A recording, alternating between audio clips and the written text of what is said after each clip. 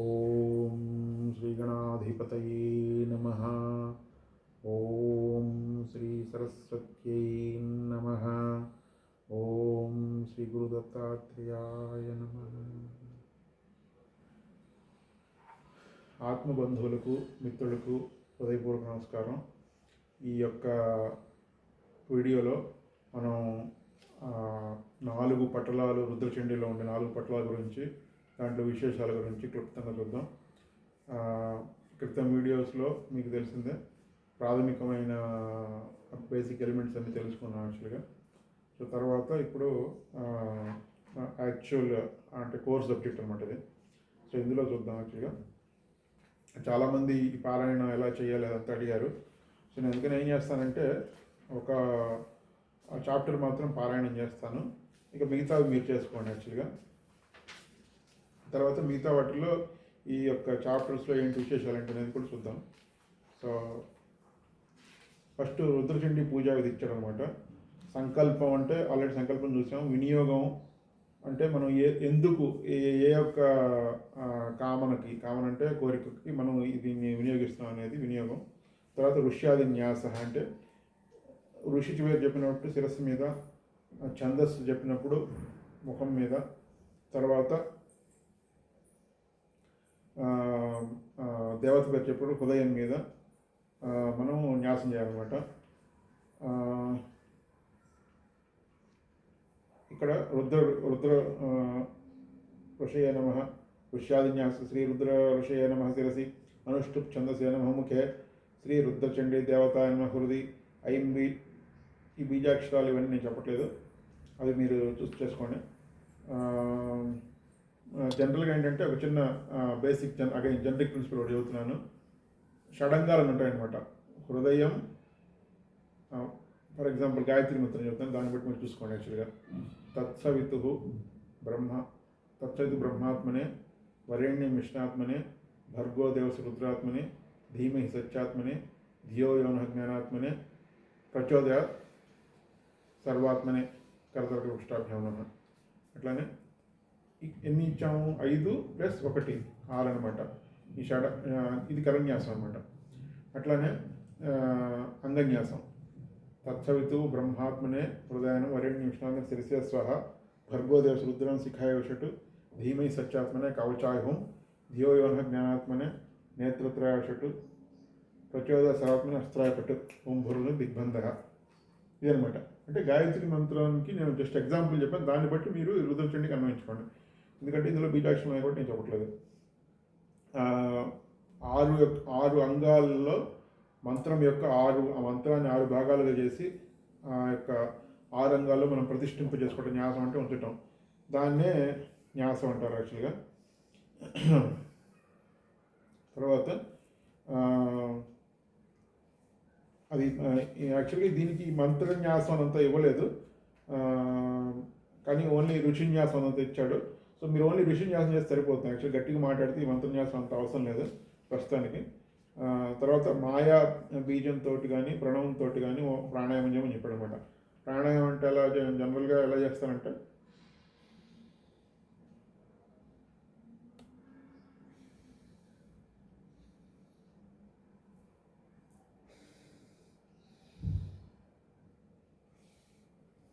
ఓంకారాన్ని జపిస్తే మెల్లగా ఎడముక్కులోంచి గాలిని పీల్చుకొని హృదయంలో దేవతని తలుచుకొని మళ్ళీ కుడిముక్కులోంచి గాలిని బయటికి వదిలి మళ్ళీ కుడిముక్కులోంచి గాలిని పీల్చుకొని మళ్ళీ హృదయంలో దేవతను తలుచుకొని మళ్ళీ ఎడముక్కులోంచి వదిలేసేసి మళ్ళీ ఎడముక్కులోంచి గాలిని పీల్చుకొని మళ్ళీ యథాశక్తి నువ్వు అంటే 5 సెకండ్స్ లేకపోతే 10 సెకండ్స్ ఎంతసేపు మనం ఉండగలిగితే అంతసేపు అన్నమాట.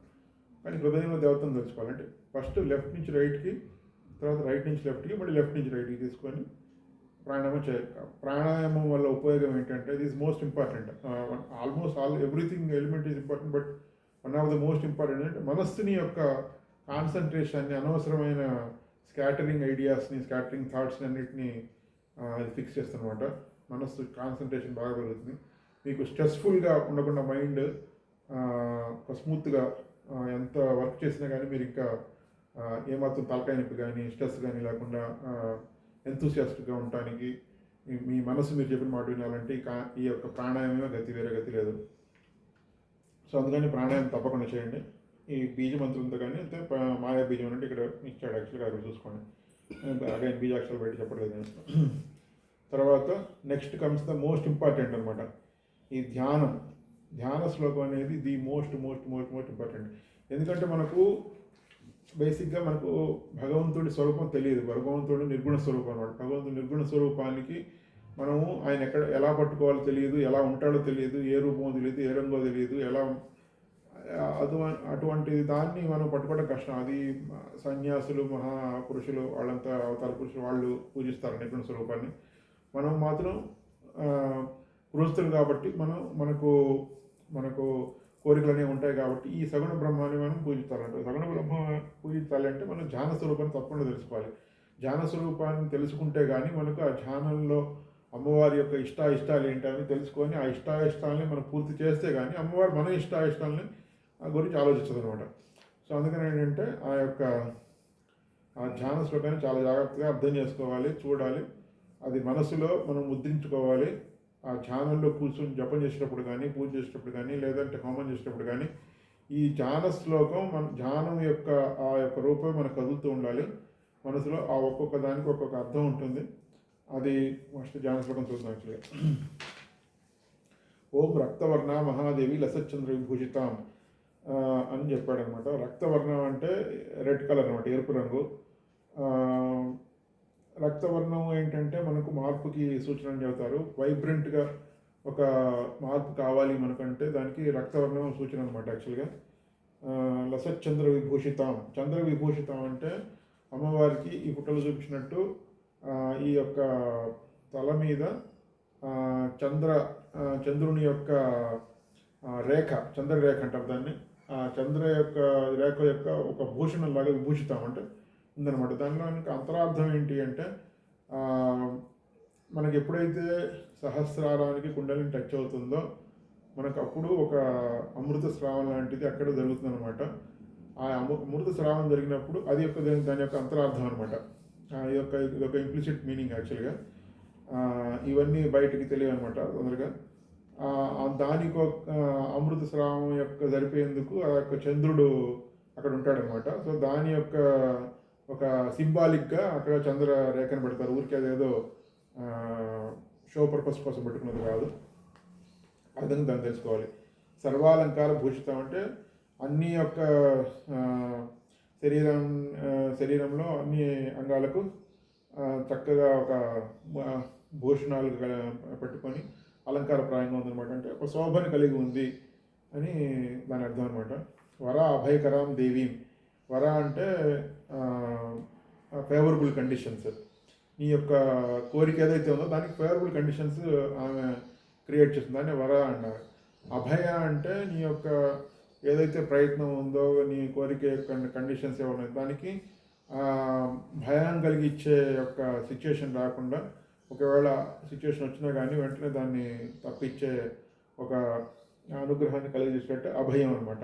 నీ ఆలోచనల్లో భయం లేకుండా, నీ మనసులో, హృదయంలో, తర్వాత ఎక్కడ నీకు ఉండే ఎన్విరాన్మెంట్లో భయం లేకుండా ఉండేటట్టు అటువంటి ఒక భయరహితమైన స్థితిని కలిగించడం అభయ హస్తం యొక్క ఉద్దేశం అన్నమాట. వర అభయం అన్నమాట. ఈ రెండు ఉండాలి. భయం ఉన్న మనిషి దేన్ని ఎంజాయ్ చేయలేడు. అట్లాగే అన్నీ ఉన్నాగా అన్నీ ఏ రకమైన భయాలు లేకుండా ఉన్నా కానీ అతనికి సమృద్ధి లేకపోతే అది అప్పుడు కూడా ఎంజాయ్ చేయడు లైఫ్ని. అందుకని వర అభయకర రెండు కావాలన్నమాట. అందుకని దాదాపు చాలామంది దేవతలకి వర అభయ ముద్రలు ఉంటాయన్నమాట. తర్వాత వరాభయకరాం దేవి ముండమాల విభూషితం, ఇది మోస్ట్ ఇంపార్టెంట్. ముండమాల అంటే ఇప్పుడు కాళీ దాంట్లో కానీ, లేకపోతే కాళీ ఉపాసనలో కానీ, లేకపోతే ఈ రుద్రచండి ఉపాసనలు కానీ, లేకపోతే ఇంకా అనేక దేవతలకు తారా ఉపాసనలు కానీ, చిన్నమస్తా ఉపాసనలు కానీ, ఇవన్నీ ఏంటంటే వీళ్ళందరికీ ఈ ముండమాల అనేది ఉంటుందన్నమాట. ఈ ముండమాల అనేది బేసిక్గా దాని అర్థం ఏంటంటే, బేసిక్గా మన విభిన్న శక్తులు మన మీద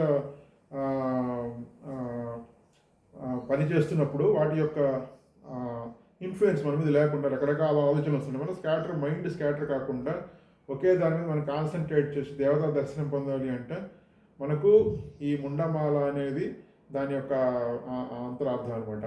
ఈ రకరకాల ఆలోచనలు ఏవైతే ఉన్నాయో వాటినే పుర్రెలుగా చేసుకొని ఆమె ధరిస్తుంది అనమాట. అంటే మనలో ఉన్న ప్రవృత్తులు, కామక్రోధులు, మతమాశ్చర్యాలు కానీ, ఇలా అహంకారానికి సంబంధించిన విషయాలు కానీ, అనేక అనేక ఇవన్నీ ఒక ప్రవృత్తుల్ని ఆ యొక్క ముండమాలలాగా ధరించింది అనమాట ఆ శక్తి.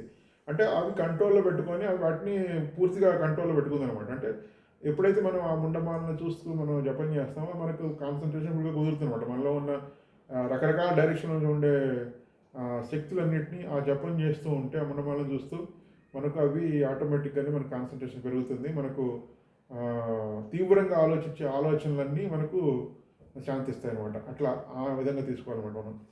తర్వాత అందుకని ముఖ్యంగా గాలి ఉపాసన చేసేవాళ్ళు కానీ, ఈ యొక్క రకరకాల ఎవరైతే దేవతా శక్తులు, ఉగ్రదేవతలు కానీ, దేవర దేవతలు కానీ, ఈ ఉపాసన చేసే ముండమాల ఉన్న వాళ్ళు కానీ ఈ యొక్క ముండమాల మీద కాన్సన్ట్రేషన్ పెట్టుకుంటే కనుక వాళ్ళకి కాన్సన్ట్రేషన్ బాగా పెరుగుతుంది అనమాట. అది అక్కడ ఉన్న లాజిక్. ఎందుకంటే మనలో ఉన్న ఆ ప్రవృత్తులన్నీ మన కంట్రోల్లోకి వచ్చేస్తాయి అనమాట. అప్పుడు మన కంట్రోల్లోకి వస్తే మనసు మన కంట్రోల్లోకి వస్తుంది కదా. అంటే ఆ బేసిక్ నేచర్ ఏదైతే ఉంటుందో అది మెల్లమెల్లగా మనకు వశం అవుతుంది అనమాట. అది అర్థం అక్కడ. అట్లాగే ఇంకొక అర్థం కూడా ఉంది. మొండమాల అంటే 11 ఏకాదశి రుద్రుల పుర్రెలు అమ్మవారు వేసుకుంటుంది అని అక్కడ ఇంకొక ఇది కూడా ఉందన్నమాట. అక్కడ రుద్రులు అన్నా కానీ యాక్చువల్గా అక్కడ మనలో ఉండే సంకల్పాలు, ఉద్రేకాలు, చికాకులు ఇవన్నీ అవి కూడా రుద్రుల రూపంలోనే వస్తాయి. అంటే బేసిక్గా ఏంటంటే ఆ యొక్క మనసులో ఉండే ప్రవృత్తులనే మనం కంట్రోల్ తెచ్చుకుంటున్నాం అనమాట. అది దాని అర్థం అక్కడ. అంతేగాని ఏదో మనం సినిమాలో చూపించినట్టును ఇంకోటి ఏదో పుర్రెలు తీసుకొచ్చి హాంఫట్ కొట్టి వాడిని చేసి వీడిని చేసేది అదంతా వేరే గొడవ, మనకు సంబంధం లేదు. అదేదో టైంపాస్ కోసం ఎంటర్టైన్మెంట్ కోసం వాళ్ళు పెట్టుకున్నారో దానికి ఏం సంబంధం లేదు. కోటి చంద్ర సమాసీన వదనే మనం ఏంటంటే బేసిక్గా ఒక శక్తితోటి, ప్రకృతి శక్తితోటి, అగైన్ ప్రకృతి శక్తి దేవుడితోటి ఈ అటాచ్మెంటు స్టెప్ బై స్టెప్ ఎలా కనెక్టెడ్ పీపుల్ తోటి అలా అటాచ్మెంట్ చేసుకొని ఒక బెటర్ లెవెల్కి వెళ్దామని మనం ట్రై చేస్తున్నాం. అది మన బేసిక్ ప్రయత్నం. అంతేగాని వేరే వాళ్ళతో మనం అనవసరంగా డీవియేటివ్ డిస్టర్బ్ అవ్వాల్సిన అవసరం మనకు లేనే లేదన్నమాట. అది జాగ్రత్తగా చూసుకోండి. తర్వాత కోటి చంద్ర సమాసీన అంటే అమ్మవారు ఇక్కడ క్రోధంగా లేదన్నమాట, చాలా ప్రశాంతంగా ఉంది. కోటి చంద్ర సమాసీన వదనై శోభితాం పరాం అంటే ఎంతో లైక్ ప్రశాంతంగా నవ్వుతూ, తర్వాత ఒక ఆర్ద్రతతోటి, తర్వాత ఒక ప్రేమతోటి, జాలితోటి, కరుణతోటి ఇలా అనమాట. ఒక ప్రసన్న వదనం. వదనై శోభితాం పరాం కరాల వదనం అంటే కరాల వదనం అంటే చూడటానికి కొంత భయం కలిగించేటట్టు ఉండండి. పుర్రమాల అది పుర్రెల మొక్క మాల అది వేసుకుంటున్నాం. యాక్చువల్గా కొంత చూడటానికి భయం కూడా కలిగిస్తుంది. But at the same time మనిషి ప్రశాంతంగా ఉంది. అంటే ఇప్పుడు ఫర్ ఎగ్జాంపుల్ ఏదో ఒక ఎగ్జాంపుల్ చెప్తారు. సూర్యకాంతాన్ని చూడంగానే, సూర్యకాంతం గారిని మన పాత సినిమాల్లో ఉండే ఒక యాక్ట్రెస్, ఆమె చూడంగానే ముందు పారిపోతారు అది ఇది అంటారు. అంటే ఆమె చూడంగానే అట్లా ఒక ఇమేజ్ వస్తే ఉండొచ్చు, కానీ ఆమెకి వెళ్ళి ఆమె మంచి మూడ్లో ఉన్నప్పుడు నువ్వు వెళ్ళి పలకరిస్తే ఆమె నీతో బాగానే మాట్లాడుతుంది అట్లా అనమాట. సో అట్లా కరాల వదనం అంటే బేసిక్గా భయాన్ని కలిగించే వదనం అనమాట, దాని అర్థము. కానీ అది మనకు కోసం కాదు, భయం శత్రువుల కోసం అనమాట. ఆలోచించగలగడం. దేవీం కించిత్ జిహ్వాంశ లోలితాం. ఈ జిహ్వాంశ లోలితాం అనే కారణం కూడా మంచి అర్థం ఉంది. యాక్చువల్గా జిహ్వ అనేది బయటికి వచ్చి కొద్దిగా వేళ్లాడుతూ ఉన్నట్టుగా ఉందిట. దాని అర్థం ఏంటంటే మనము ఈ ఎవరైతే యోగులు, ఈ సాధకులు ఎవరైతే ఉంటారో కొద్దిగా డీప్గా సాధన చేసేవాళ్ళు, వాళ్ళు నాలుకని మడత పెట్టి వెనక్కి పెట్టుకొని ఆ కొండ నాలుక ఏదైతే ఉందో దానికి అందుకోవడానికి ట్రై చేస్తారనమాట. లేదంటే జపం కానీ ఏదైనా ఇది చేసేటప్పుడు నాలికని పైకి లేపి వాళ్ళు మడత పెట్టి వెనక్కి వైపు తీసుకెళ్ళి పెట్టేటట్టు చేస్తారన్నమాట. అది సీక్రెట్గా. దాన్ని కేచరి ముద్ర అంటారు అనమాట. ఆ కేచరి ముద్రకి యొక్క గుర్తుగా ఇది ఈ కించిత్ జిహ్వాంశ లోలిత అనమాట. ఈ నాలుగు కొద్దిగా బయటకు వచ్చి వేలాడుతుంది. దానికి అర్థం ఏంటంటే ఆ కేచరి ముద్రకి సంబంధించింది అనమాట. వర్ణ మహాదేవ అంటే కేచరి ముద్రకి నీకు అది కలిగిస్తుందని, దాని యొక్క ఫలితం కలిగిస్తున్నట్టు. అంటే దాని యొక్క వేలాడే నాలికను నువ్వు చూస్తూ కనుక జపం చేస్తే నీకు ఆటోమేటిక్గా నీకు ఒక ధ్యాన స్థితి కలుగుతుంది. దాని అర్థం ఈ పుర్రెల మాలను కానీ వేళ్లాడే నాలుగుని ఇంకా అంతా చూస్తూ చేస్తే కనుక నీకు ఆటోమేటిక్గా నీలో ఉన్న ఆలోచనలు అణిగి మణిగి నీకు ఒక ధ్యాన స్థితి కలిగి ఆలోచనలు లేని స్థితికి నువ్వు వెళ్తావు అనమాట. దాని అర్థం అక్కడ అంటే నీకు బేసిక్గా మైండ్ కంట్రోల్ వస్తుంది అనమాట. అది స్వర్ణవర్ణ మహాదేవ హృదయ ప్రశంసితాం అక్షమాలాధరాం దేవి జపకర్మ సమాహితాం. స్వర్ణవర్ణ మహాదేవ హృదయోపరి సంస్థితాం అంటే స్వర్ణవర్ణ అంటే గోల్డెన్ కలర్ అనమాట. మహాదేవ్ అంటే శివుడు అనమాట. హృదయోపరి సంస్థితాం శివుడి యొక్క హృదయం మీద ఆయన పడుకొని ఉంటాడు. ఆయన హృదయం మీద కూర్చొని ఉంది అనమాట. అదొక అర్థం వస్తుంది. లేదంటే శివుడు మామూలుగా ఉంటే కనుక కూర్చొని ఉంటే కనుక శివుడు ఆయన హృదయం లోపల ఆమె ప్రకాశిస్తుంది, అలా కూడా తీసుకోవచ్చు. ఈ రెండింటిని కూడా మేము శ్రీ శ్రీ బ్రహ్మర్షి అనిల్ కుమార్ జోషి గారి ద్వారా అడిగాము. రెండు కరెక్టే అని చెప్పారు ఆయన. సో అందుకని ఏ రకంగా కానీ మీరు తీసుకోవచ్చు. ఇది యాక్చువల్గా ఈ ముఖ చిత్రంలో ఉన్నది రెండో ఇదిగా పద్ధతిగా చెప్పాము. మేము ఇక్కడ వీడియోలో ఫోటో చూపిస్తున్నప్పుడు ఏంటంటే ఫస్ట్ది ఆయన శివుడు పడుకున్నప్పుడు ఆయన హృదయం మీద ఉన్నట్టుగా చూపించాము. అదొక పద్ధతి అనమాట. తర్వాత అక్షమాలాధరాం దేవి. అక్షమాల అంటే ఏంటంటే ఆ నుంచి క్ష వరకు ఏదైతే అక్షరాలు ఉన్నాయి, బీజాక్షరాలు ఉన్నాయి, వాటిని బీజాక్షరాలుగా అంటే కొన్ని స్వరాలు కలిపితే కనుక బీజాక్షరాలు అవుతాయి. సో అందుకని ఏంటంటే అవి అక్షమాల ధరా ఆ నుంచి క్ష వరకు గల అన్ని అక్షరాల బీజాక్షరాల యొక్క సమాహార రూపంగా దాంట్లో శబ్దశక్తి మనకు మంత్రశక్తిగా ఎట్లా అయితే ఇవ్వకూడదు దాని యొక్క దాన్ని పట్టుకున్నది అనమాట. లేదంటే మనలో ఉన్న మనసులో ఉన్న ఆలోచనలు ఉదానికి ముడిపడి ఉంటాయి. కాబట్టి మనసులో ఉన్న ఆలోచనలు మననం చేసే శక్తి, తద్వారా మనసుని కంట్రోల్ చేసుకునే శక్తిలాగా అక్షమాలదని మనం భావన చేయొచ్చు. తర్వాత అక్షమాలాధరాన్ని స్వర్ణవర్ణ జపకర్మ సమాహితం జపం చేస్తుంది అమ్మవారు. వాంఛితార్థప్రదాయిని రుద్రచండీమహం భజే. వాంఛిత అర్థప్రదాయిని అంటే మనం ఏదైతే కోరుతున్నామో దాన్ని ఇచ్చే రుద్రచండీమహం భజే అంటే మనకు she is ready to give the Boon's అనమాట. అంటే మనకు ఏదైతే అడుగుతున్నారో ఓకే నీకు ఇస్తాను అన్నట్టుగా ఆమె ఒక ప్రసన్నవదనంతో ఉందన్నమాట. తర్వాత అసలు లాస్ట్గా ఇంకొక చిన్న ఇదేంటంటే రుద్ర చండి, ఈ రెండు యొక్క పదాలు కూడా ఒక క్లుప్తంగా తెలుసుకుందాం. రుద్ర అంటే ఏంటంటే మనలో ఉన్న రోదయతీత రుద్ర అంటే మనలో ఏడిపించేదైతే తత్వం ఏదైతే ఉన్నాయో రకరకాల ఆలోచనలకు కానీ మన ఉద్రేకాలు కానీ సంకల్పాలు కానీ ఇవన్నీ మనల్ని అంటే ఆయన ఏడిపిస్తాడని కాదు, మనమే అట్లా ఆ సిచ్యువేషన్లోకి వచ్చినప్పుడు అది దానివల్ల మనం ఎఫెక్ట్ అవ్వకుండా ఎలా ఉండాలనే దాన్ని అది బ్యాలెన్స్ చేసేదాన్ని అది రుద్ర అంటారు అనమాట.